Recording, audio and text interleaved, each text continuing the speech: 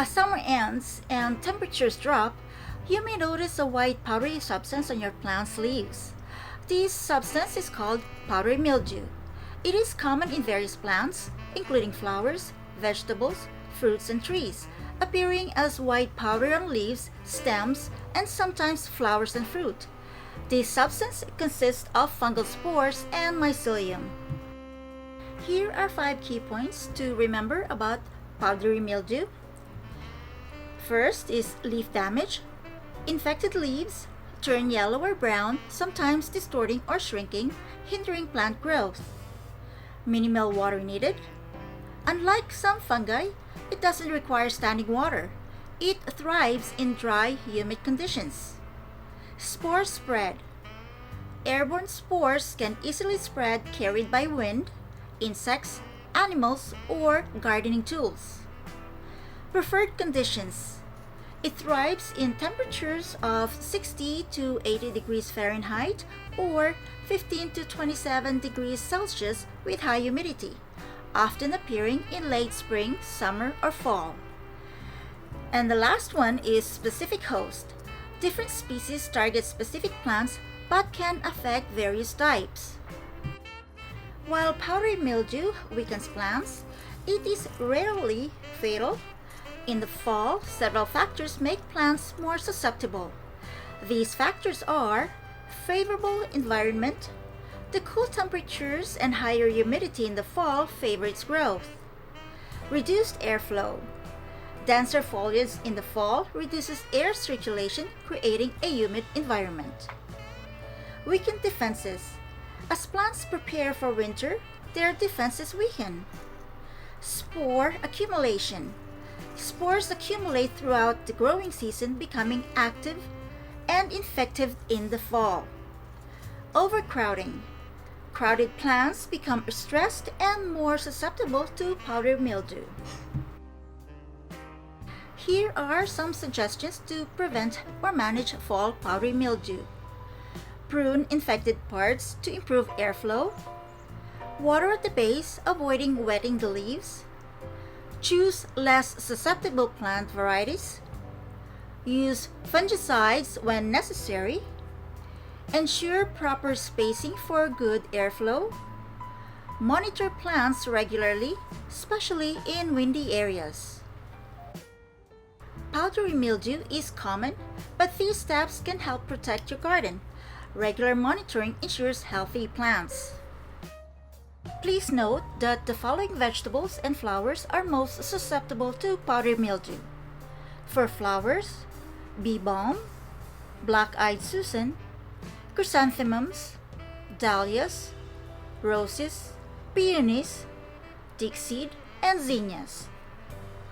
For vegetables, beans, cucumbers, peas, peppers, tomatoes, winter and summer squash.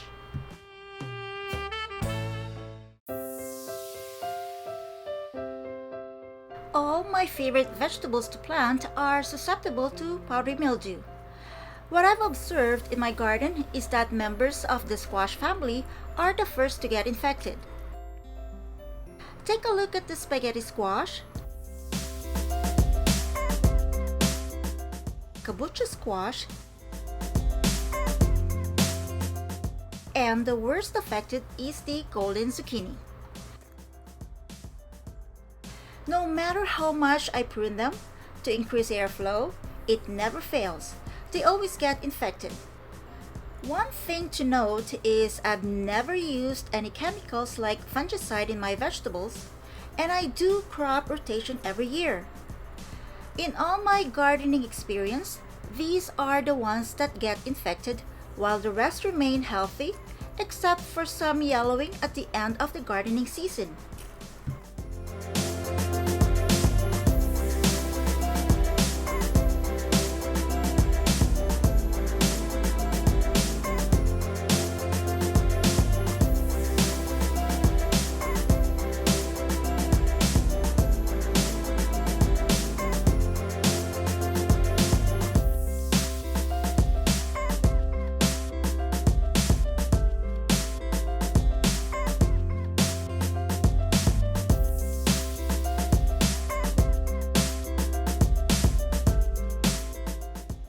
red flowering plants are bee balm called Jacob Klein, and they are clearly infected by powdery mildew.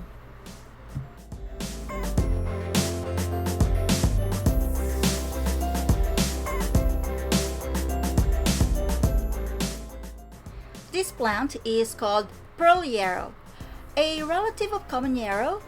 It's not on my list of susceptible plants, but it does develop powdery mildew.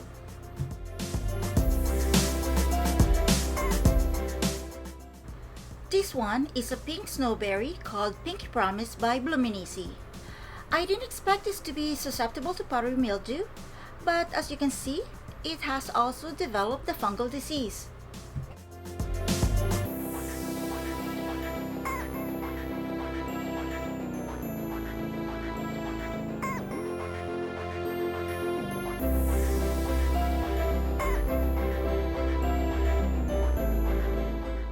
I hope you enjoyed and learned something from this video. Thank you for watching. Please subscribe and click the like button. Sharing this video with your friends would greatly help me grow this channel, and your comments would be greatly appreciated. Don't forget to click the notification bell to stay updated and receive notifications when a new video is posted. Again, thank you, and until next time, bye-bye!